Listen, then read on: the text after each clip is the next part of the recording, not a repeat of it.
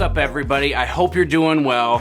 I'm Ryan Beach, and for those of you that don't know me, I am the principal trumpet with the Alabama Symphony Orchestra, and I also host a podcast called That's Not Spit, It's Condensation. The wonderful people over at Houghton Horns were kind enough to send me this Shires 401C trumpet so I could play it and I could share my thoughts with you. This instrument is beautifully crafted and an absolute pleasure to get to play. I've been playing this horn in the orchestra for the past week or so, and my overall experience has been very positive. That being said, there are a few things that I didn't like about it as well. I'm gonna break my discussion of this instrument into 5 different categories: tone or sound, response or articulation, ease or flexibility, upper and lower register, and dynamic range. To keep things kind of fun, I'm going to be using a few sections of various Shires études to show off what this instrument is capable of. If you find this video interesting or helpful, consider supporting Houghton Horns and I by giving this video a like,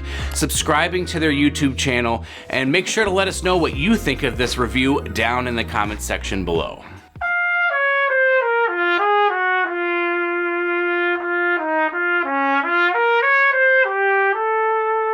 The first category we're going to cover will be the sound or the tone of this instrument. Overall, I'm really impressed with how easy it is to consistently produce a full and resonant sound on this horn. It's kind of like it has the musical equivalent of assisted aim in a first-person shooter video game. As long as you are close to the center of the note, this horn is going to help you find it. To be honest, I just feel like this horn made me a better player overall. No matter what I seemed to put into the instrument or what mouthpiece was in the instrument, it seemed to produce the same great sound no matter what.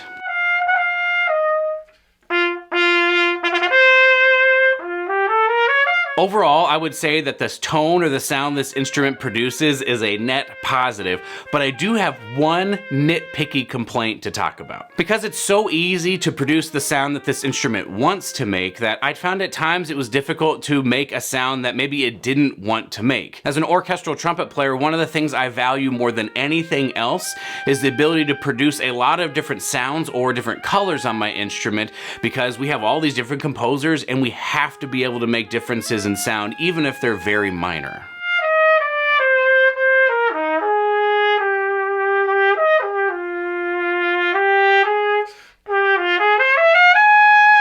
I would say that the sound this instrument wants to make would be perfect for 90% of the repertoire that I play, but for certain more aggressive colors, I just felt it was difficult to get that on this instrument. Ultimately, discussing topics like tone quality and color are very difficult and very subjective, which is why this is just a minor complaint for me overall.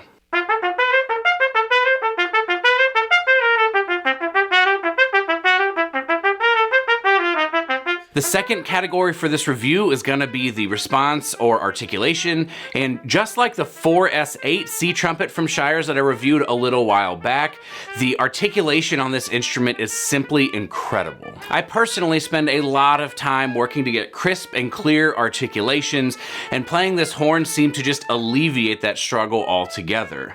I found myself better able to focus on the music that I wanted to create, and the sound just seemed to appear out of nowhere when I wanted it to, which was pretty awesome.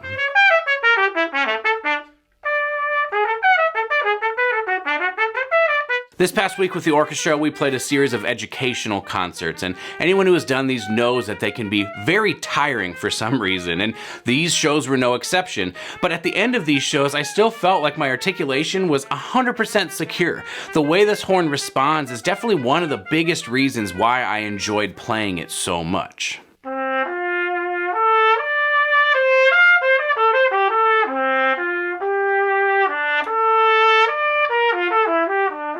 The third category we're going to cover for this instrument is going to be the ease of production or flexibility. In my previous review of the Shires 4S8 C trumpet, this was one of the categories that I felt I really struggled with. The horn felt kind of tight, and as I was slurring around, unless I was dead on, it seemed like I was going to miss the note.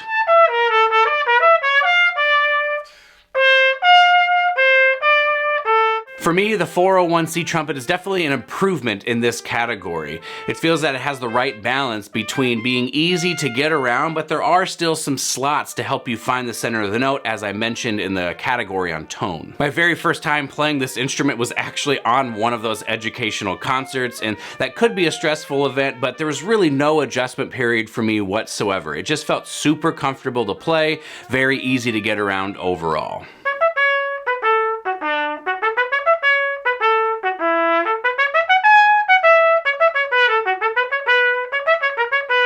The fourth category for this review is going to be the upper and lower registers. The upper register of this instrument is very similar to the previous Shires that I reviewed.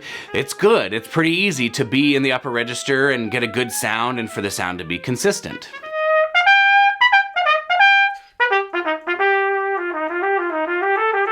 I did find that when I played softly in the upper register, there were a few notes that didn't feel like they wanted to come out. It was a little bit stuffy, but I'm gonna chalk that up too. I just wasn't used to it because even that got a little bit better as I played the instrument over the course of the week. The lower register of this instrument is fine as well, but it definitely doesn't pop as much as the low register of the 4S8. On the 401, if I was playing something at mezzo forte or below, it seemed fine, but if I tried to play something loudly that was aggressive, it just didn't seem to want to get as loud or as aggressive as I wanted it to.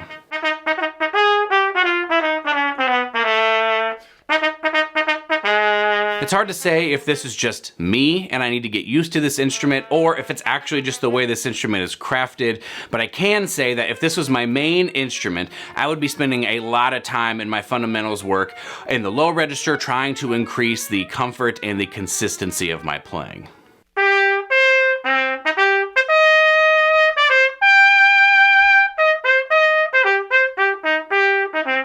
Our fifth and final category to cover in this review is going to be the dynamic range, the softs and the loud of the instrument. Aside from a few notes that I mentioned in the upper register, the soft playing feels great on this instrument, and when you pair the soft playing capabilities with the response capabilities, soft playing really just isn't that scary at all.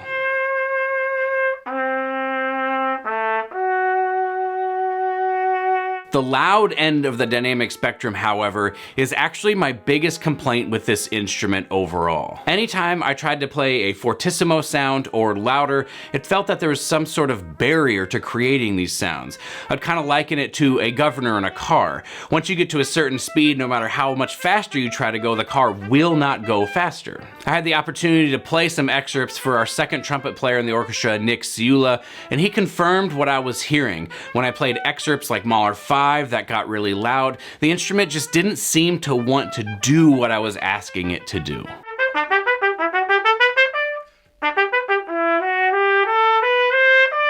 If you are a trumpet soloist or a member of a brass quintet or just someone who doesn't play in an orchestra regularly, this might not be a problem, but I need to be able to access those extreme dynamics with ease. This is a difficult topic to discuss because it just comes down to how I'm feeling while I'm playing, and I generally want to feel that whatever trumpet I'm playing can get loud endlessly, and I just didn't feel that with the loud end of this instrument. Alright everyone, that's gonna be all for this video.